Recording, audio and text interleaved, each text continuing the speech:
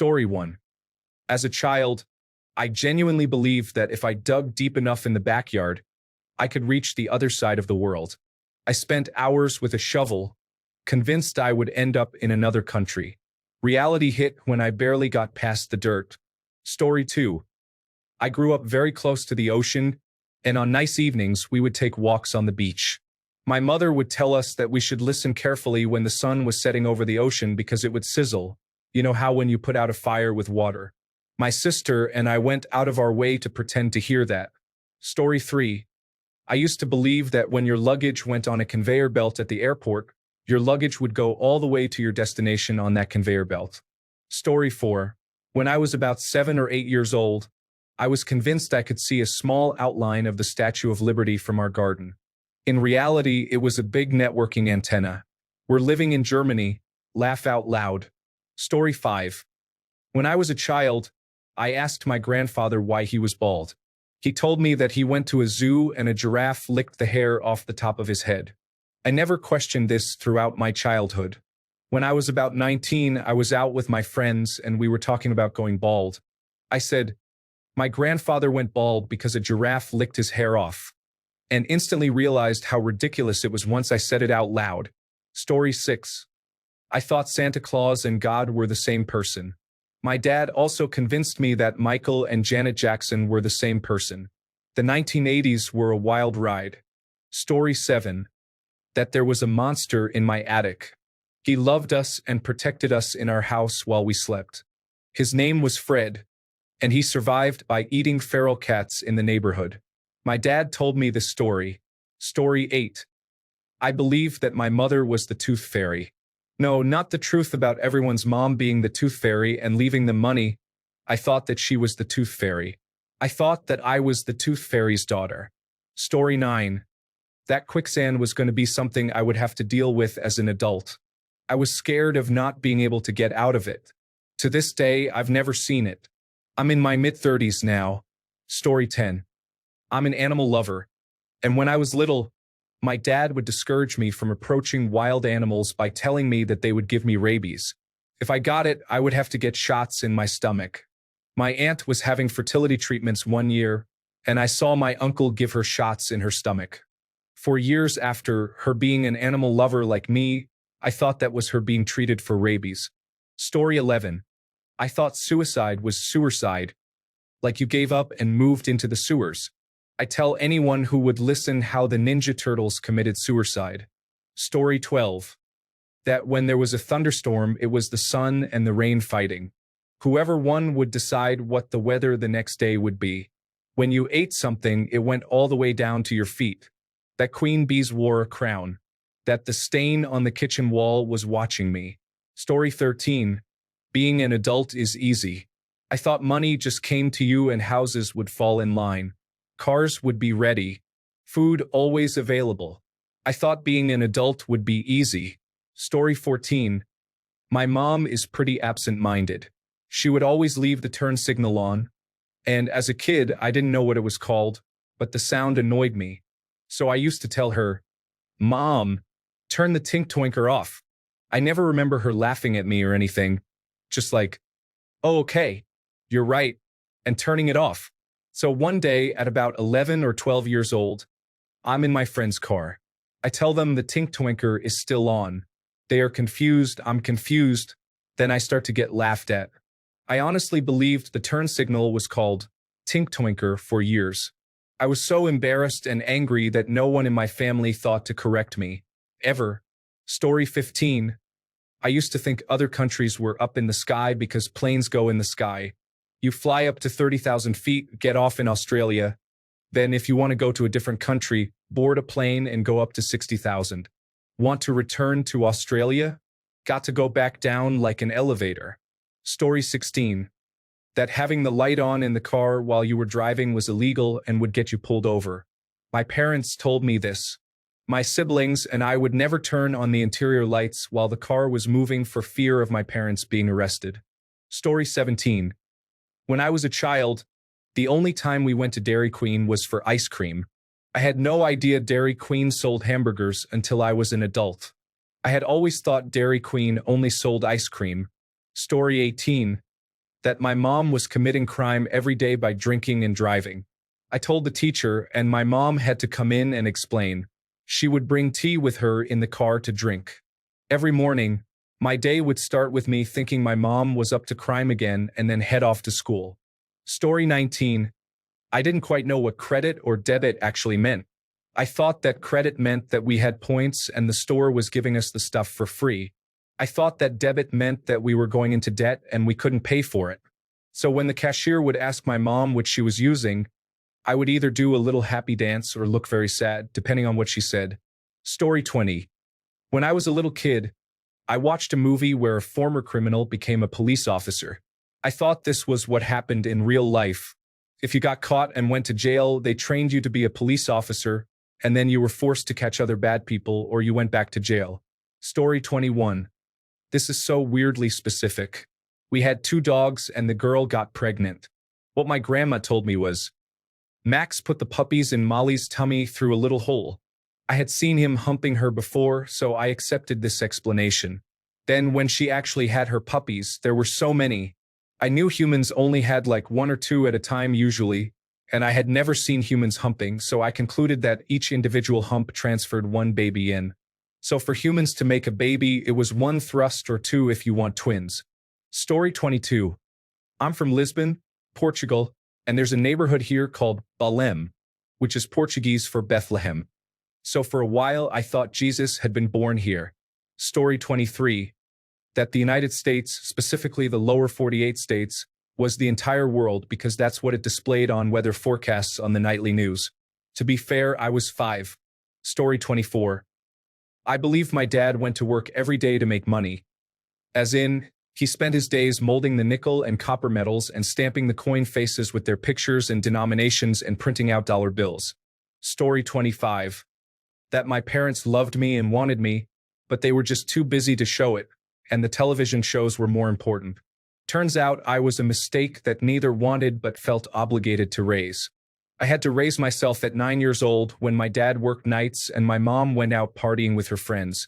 At least I learned how to cook and manage my time. Story 26. The little man who lives in the stoplights and manually changes them from red, green, and yellow.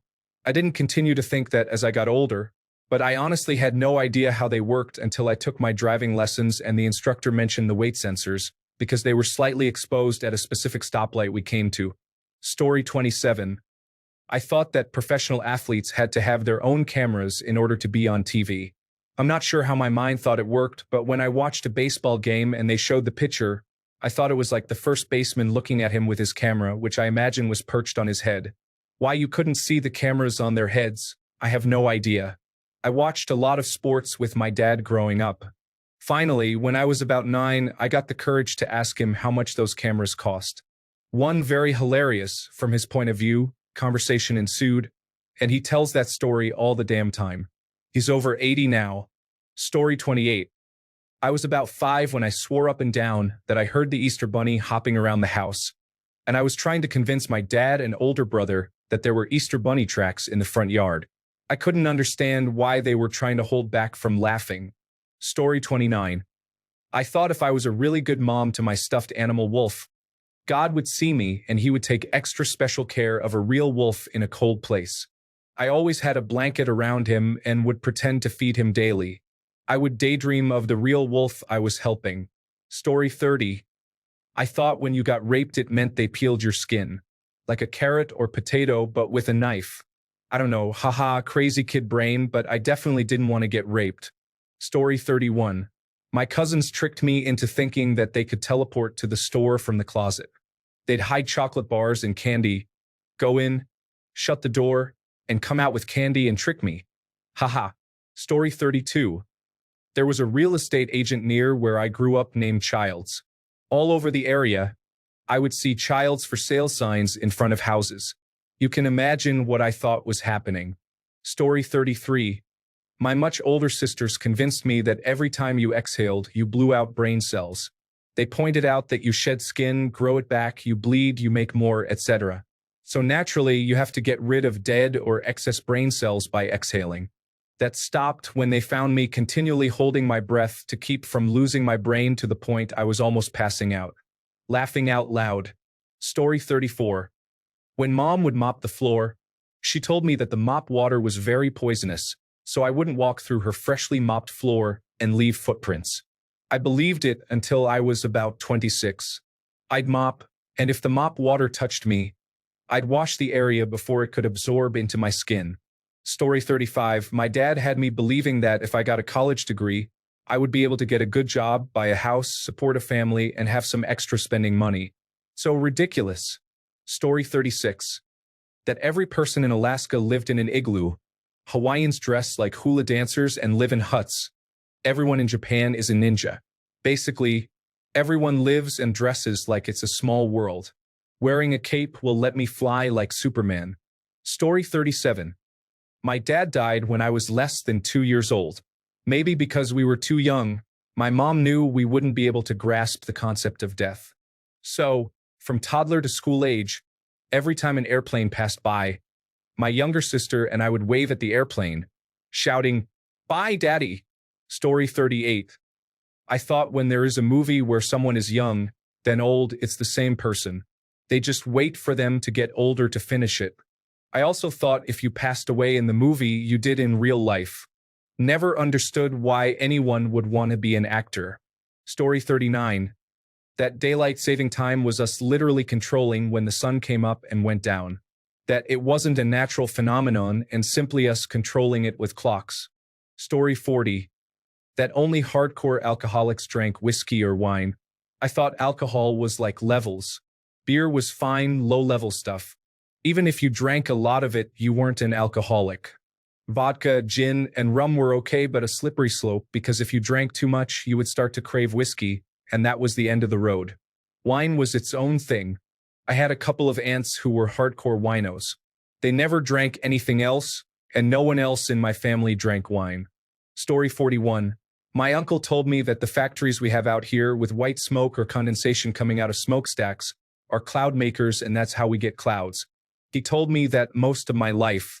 Story 42. I didn't know that live-action movies from the United States were dubbed in different languages. I always assumed the actors just had to know all the languages and that they would film the movie in each one separately. Story 43. Trees made wind. They were always moving around in the wind, and I definitely knew that trees were alive. It was a simple connection from there. They wave their arms around, we get wind. Story 44. The in case of fire, use the stairs signs on elevators. I thought it meant, just take the stairs in case there might be a fire, like it was an incentive to not use the elevator and get more exercise. Story 45. I thought graveyards were called dead ends because the cemetery in our town was located on a road that was a dead end. So every time I saw a dead end sign, I would look for a graveyard. Story 46. I thought that the road signs for exits meant that whatever it said was just right around the curve. So it might say Miami, and I thought it was saying that Miami was like right there. I was so mad as a child because all these exciting places were so close and we never went anywhere. I also thought stand there and look pretty was a real job. I'd ask my grandpa for money for candy while he was working on his boat or car or whatever, and he'd tell me that I'd have to stand there and look pretty while he worked. So I'd bat my eyes and put flowers in my hair. It wasn't until after I was an adult and my husband jokingly used that phrase that I realized my grandpa had been teasing me. I'm sure he got a kick out of watching me try so hard. Story 47. My cousin convinced me that Jesus' middle name was Lee. I did not grow up religious and was not taught about religion. I was exposed to it through some friends' youth groups, and my dad would occasionally take me with him to church on his weekends, but overall I do not know the ways of the church. My cousin is 5 years older than me, and growing up she was basically like a big sister. She also happened to go to a Catholic school. When I was about 12 or 13, so she was 17 or 18, we were stuck in traffic and looking at the van in front of us and all their bumper stickers. They had a cross, the fish, a bunch of other religious ones, and a big Lee University one. We're talking about it, and she just casually is like, "Yeah, Lee University because that's Jesus's middle name." I honestly didn't even think to question it and was just like, "Yep, makes sense. Jesus Lee Christ." Again, not religious, had no frame of reference, and this was the early 2000s before you could just Google it on your phone. Growing up, I would hear my grandma say, Jesus, Jenny, when something went awry. No clue where that saying came from or what it meant, so I started saying, Jesus Lee, figuring that made more sense as it was his middle name after all, like when your parents add in your middle name for emphasis.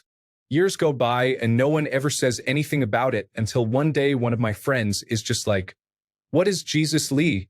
And obviously confused, I confidently answer, like Jesus Lee, it's his middle name. In my defense, it could be, we don't know his middle name. Story 48. As a child, I believed that all horses were secretly unicorns, and that unicorns shed sugared jelly sweets. I must have stood under that horse's tail for 2 hours. 20 years of therapy later, and I'm still not right. My eye still twitches constantly. Story 49. I thought that whenever I had a bath, I would be sucked down the drain. My sister and I would be in the bathtub together, and she had to sit in the front. Of course, one parent would be there to bathe us. I used to think I could fit down the drain, thanks to that Scrubbing Bubbles commercial.